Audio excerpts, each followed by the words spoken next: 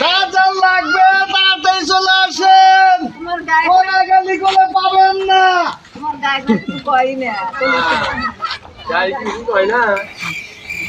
আসেন কাঁসা, পুরানা দিনের কাঁসা, নিত্য দিনের 24 জন ভাত আনতে গেলি বাড়ি কাঁসা কথা মনে হবে, বুঝতেছেন না?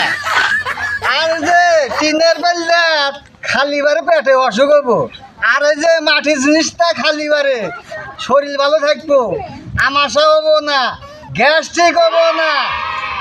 আসেন, পুরানা দিনের জিনিসপাতি আসেন।